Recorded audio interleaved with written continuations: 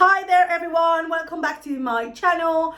On today's video I'm going to be talking about how did the second trimester went, what happened, how I was feeling, the appointments and absolutely everything. So I hope you like it. Let's start.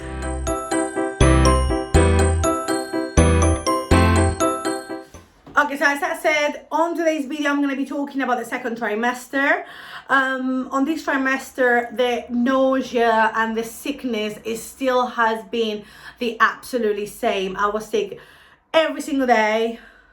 I know they tell you that at 12 weeks, everything stops, but it does not stop. Unfortunately, sometimes might stop, sometimes might not. And in my case, it did not stop. So that's one of the things. Another thing that I'm pretty sure I spoke about it on the first video of the first trimester is the food aversions that I have. Those are still the same. They haven't went. I still can't eat chicken. I still cannot eat peppers, garlic, onion, coffee. Well, coffee actually, I found a way to be able to drink coffee because as I have a toddler, I need to have some sort of energy, and we are allowed one coffee a day, so I do need that coffee. So the trick to have coffee is to have it with pumpkin spice latte syrup, yeah, and cinnamon on top. That's the only thing that makes me not feel disgusted about the coffee, because obviously the coffee tastes like pumpkin and cinnamon. So it's just great, and it's saving me from not being like a walking zombie every day. And then another thing that I can't eat is tomatoes a lot. Like I can eat a little bit of tomato, but as soon as I eat a very tomatoey meal, then my mouth definitely start getting that death flavor, death smell. Is the only way I can explain what it smells like. Obviously sweat, a little sweat. Like sometimes I come out the shower and I already say to my partner, look, I think I stink. I can smell death again. What else? I think I said everything. I literally think I said everything. And the only thing that is actually saving me from this smell is lavender. So right now in my house, my deodorant is lavender, my shower gel is lavender, my hair conditioner is lavender, the toilet cleaner is lavender, the floor cleaner is lavender as well, and every single thing you can smell in my house is lavender. So it's actually helping me quite a lot. And it's just the only smell that makes me feel alive. It makes me feel like I'm not in the middle of a grave smelling disgusting smells. So that is it with the smells and the food. Towards appointments, I did have appointment at 16 weeks with my midwife, where she just checked the heartbeat, my heart blood pressure, and a urine test, which everything was good. Obviously, because we are in a pandemic, Rodney wasn't allowed to come in and he wasn't allowed to hear the baby's heartbeat, but the midwife was so kind to just let me record it so he could hear it after. It was just nice. And then another appointment I had, it was at 20 weeks, which was a 20-week scan. Which they didn't let him come in as well, so he couldn't see the baby at 20 weeks either. And they just had to check on that 20-week scan the heart, the mouth and nose, and do all the measurings on the head, the back, the legs, everything on the measuring. And obviously the baby was turned to look into my back, and they couldn't see the heart properly, and they couldn't see the mouth and the nose and that. So I was drinking a lot of water. She made me shake my hips. Then she also made me go for a quick walk while I'm drinking fresh water. And then she said to me, just go up and down the stairs because this baby is not moving. And if the baby is not moving, you're going to have to come another day. And I was like, oh my God, no, please. God, make this baby move. Because I do not want to come another day to hospital. Finally, she moved. They checked everything. She was good. She's absolutely fine. Measuring all right. She wasn't measuring big or anything like that, which was great. And that was it. That was the appointment. Everything went well. The other appointment I had, I think it was like around 25 weeks, 26, which it was like a blood test and also the blood sugar test, you know, where you drink that disgusting liquid and that. But I know you have a lot of interest about this test. So I just thought to make another video explaining the glucose test more in depth. So it stays just in one video, and whoever wants to go and have a look at it, just can go and have a look at it. And that's it. That was the appointments I had on this trimester, which they weren't a lot. I feel like with Jacob, I went to more appointments than this time. I don't know. It might be the pandemic. It might be because I'm not a first-time mom. I don't know. I just felt that with Jacob, I went quite a lot there. What else? The pelvic girdle pain, my lovely PGP.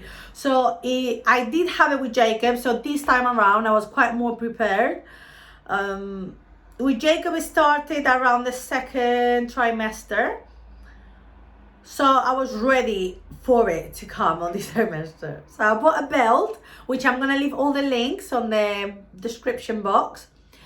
I bought the belt and I've got my exercises for the PGP ready. So what I've been doing is I've been wearing my belt, not as much as I should, but I've been wearing it a lot. And also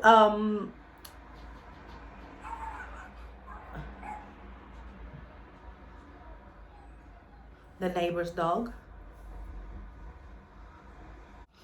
And I got the exercises ready to be doing while the PGP was there, because the exercises, they actually help to stretch, to make that pressure release a bit, and they're actually very helpful. So not many days ago, I got my husband to get the bouncing ball down because I need the ball to do some exercises.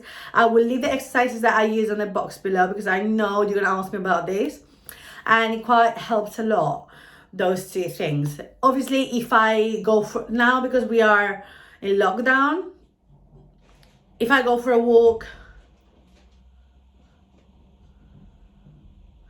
it actually hurts more. But if I stay at home, it all depends, because I need to be very careful when I carry Jacob that I don't carry him on a very weird way, or I don't pick him up on a weird way, because then my pelvis will be destroyed. But it's just being very careful and doing the exercises and as much as help as you can, really doing the house stuff. Another thing that happened on this trimester was the itchiness. Like, my belly started being very itchy. So I did say to my midwife on one of the appointments, like, look, my belly's quite itchy. And she said, look, because you have a blood test coming soon, let's leave it as it is. And then if it comes up something about the liver or something like that can happen on pregnancy, then we will sort it out. But if not, it's just because you're not drinking enough water, which I can see on your urine as well, and it's just not great. So you need to drink more. What happens is, if I drink a lot of water, it's more easily for me to be sick. But I found a way that if I drink like a little sip every 5-10 minutes, I make up the 2 liters a day, which is very good. She said between 2 and 3 liters. But I think I'm reaching the 2 liters and I'm quite happy with that.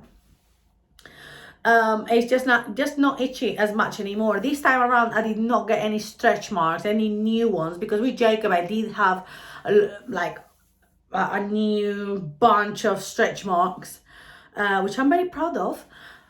But this time around, they're just not new. So I knew the itchiness was not coming from the stretch marks. But yeah, that was it. And just a lot of cream and a lot of... I'm using right now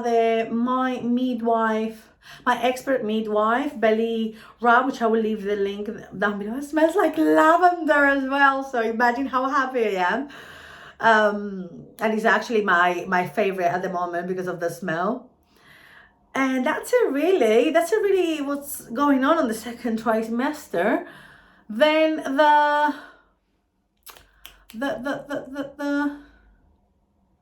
Another thing I'm doing on this trimester is being much more ready about birth, because with Jacob, I was just so scared. I was just terrified of birth. And I'm reading this book, which is called The Positive Birth, which I'm going to leave it linked as well.